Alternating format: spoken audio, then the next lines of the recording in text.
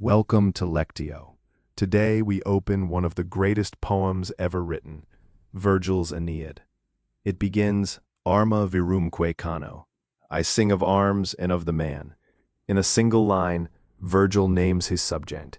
War and the hero fated to flee the ruins of Troy and found a new home in Italy. For 2,000 years, readers have met these words in the original Latin. Now, so can you.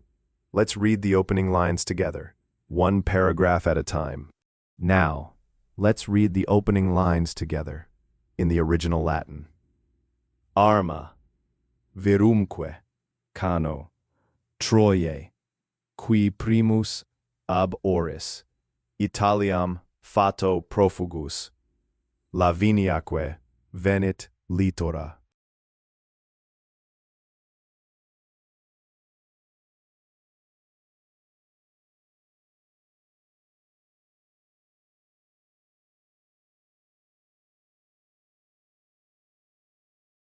Arma, virumque, cano, Troiae, qui primus ab oris, Italiam fato profugus, Laviniaque venit litora.